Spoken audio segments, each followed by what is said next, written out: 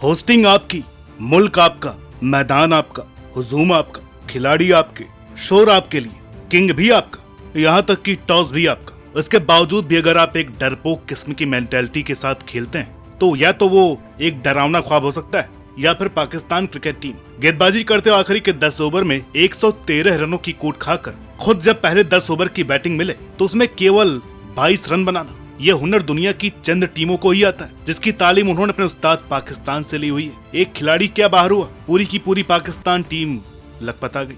अभी और भी बातें कहनी सुननी है, क्या करे भाई। पाकिस्तान जब भी हारती है तो इसमें इसका रिव्यू एक एंटरटेनमेंट डोज बनकर के रह जाता है। तो चलिए इस मैच के रिव्यू के एंटरटेनमेंट डोज का मजा लीजिए चैंपियंस ट्रॉफी के पहले मैच की एनालिटिकल रिव्यू के साथ।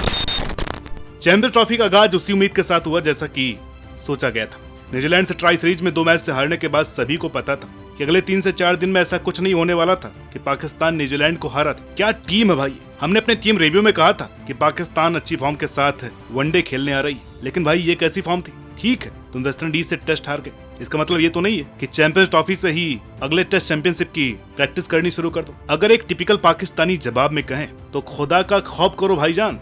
टॉस जीतकर न्यूजीलैंड को बल्लेबाजी का दावत देने वाली पाकिस्तान ने शुरुआत बेहतरीन की। एक बार को ऐसा लगने लगा ये कोई ख्वाब तो नहीं, क्योंकि शुरुआती 2 ओवर्स में शाहीन शाह अफरीदी और नसीम शाह ने अच्छी खासी स्विंग की बदौलत न्यूजीलैंड के सलामी बल्लेबाजों को रन नहीं बनाने दिया और केवल 9 ओवर्स के अंदर न्यूजीलैंड के 45 रनों के अंदर 2 विकेट उड़ा दी। लेकिन जब सब कुछ अच्छा जा रहा हो तो मोमेंटम का राग अलापने वाले रिजवान भाई शांत कैसे रह सकते हैं।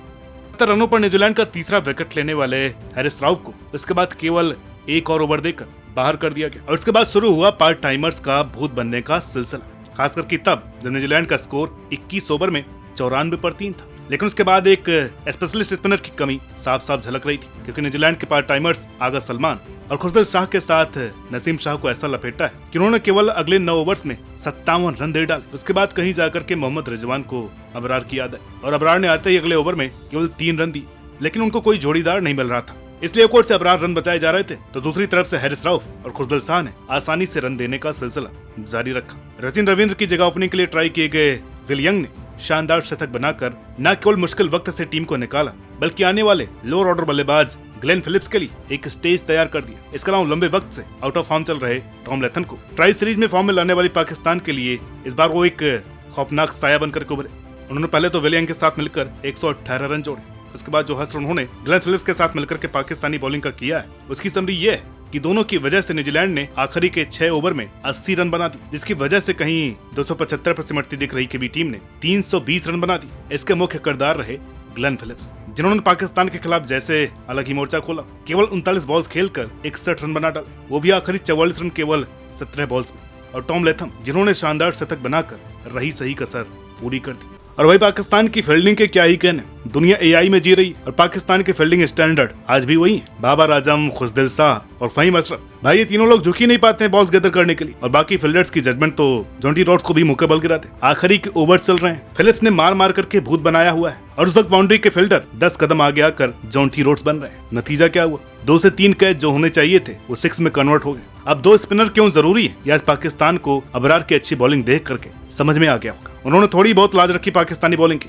वरना शाहीन, नसीम और हैरिस राउफ ने तो जैसे ठान लिया है कि आखिरी के ओवर्स में हमारे भरोसे मत ही रहो। ऊपर से फील्डिंग करते करते फकर को चोट क्या लग गई। पाकिस्तानी फैंस का निवाला हलक से नीचे नहीं उतरा। सबको लगा कि कहीं ये भी साइम अयूब के साथ लंदन न ज्वाइन कर ले। और हाँ, हैरिस राउफ तो फिट दिख भी नहीं रहे हैं। वो खेल इसलिए रहे हैं कि इनको भी ये फिक्र है कि कहीं उनकी जगह खेल करके किसी ने अच्छा परफॉर्मेंस दे दिया तो उनकी एंट्री मुश्किल हो जाएगी। अभी फकर का भी सही से पता नहीं है। शुरू से ही टीम कॉम्बिनेशन के चर्चे पूरी दुनिया में हो रहे हैं, जिसका नतीजा आज सबने देख लिया है। खैर, हार ही जाएंगे, इससे बुरा क्या ही हो सकता है। ऐसी बुजदिल सोच के साथ पाकिस्तान 321 रन बनाने उतरे। अगर हमारा कोई दर्शक पाकिस्तान से वीडियो देख रहा है तो आप ये बुजदिल सोच वाली लाइन से इत्तेफाक रखेंगे। साउथ शकील तो ये भूल ही गए हैं कि फॉर्मेट कौन सा है। ऐसा लगता है कि उनको नींद से उठा करके चैंपियंस ट्रॉफी में खिला दिया। 321 का टारगेट है और आप खुद 3 ओवर की बैटिंग करके केवल 6 रन बनाते हैं। कमेंट्री में रमीज हसन रजा साहब फरमा रहे थे कि न्यूजीलैंड की पेस अटैक में बोल्ट नहीं है और पाकिस्तान ने भी हाल ही में 350 चेज किया हुआ है, तो 321 रन तो हो ही जाएंगे। अब लगता है कि साउथ अफ्रीका वाले मैच के बाद रमीज साहब आज ही नहीं से उठे। अरे भाई, 321 के जवाब में पाकिस्तान पावर प्ले में केवल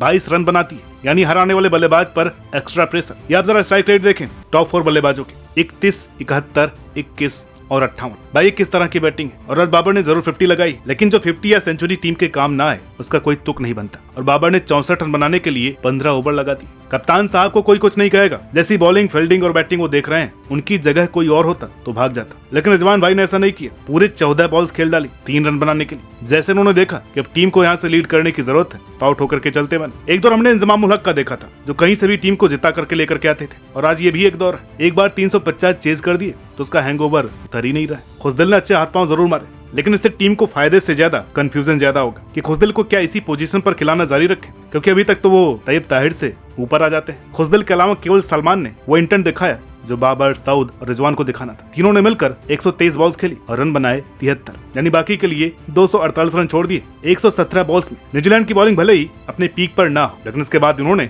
अपने इरादे साफ कर दिए। मैट हेनरी और रसबल ने पाकिस्तान को गेम में आने ही नहीं दी। इतनी डिफेंसिव बल्लेबाजी ने पाकिस्तान को ऑलमोस्ट चैंपियनशिप से बाहर होने के मुहाने पर ला करके खड़ा कर दिया है। हर किसी पाकिस्तानी फैन के लिए एक हादसे से गुजरने जैसा लम्हा है। एक मुल्क इतने सालों के बाद एक टूर्नामेंट होस्ट करता है, वो भी खुद को खुद की आवाम के सामने जलील होने के लिए। हारना बुरा नहीं, लेकिन बिना लड़े, बिना जीतने का जज्बा दिखाए हार जाना वाकई शर्मनाक है। अब ये दौर शुरू होगा, ये इसको हरा दे, वो इससे जीत जाए, उसकी बस का टायर पंचर हो जाए, उस टीम को दस्त लग जाए। तो अभी देखते रहिए और मजा लीजिए इस ट्रॉफी में आने वाले बाकी मैचों का और उनके सनसनीखेज रिव्यूज का क्रिक माइंड के साथ। वीडियो अच्छी लगी तो प्लीज लाइक कीजिए, शेयर कीजिए। चैनल पर नए हैं तो प्लीज सब्सक्राइब करना ना भूलें। मिलते हैं आपसे अगली वीडियो में, तब तक के लिए नमस्कार।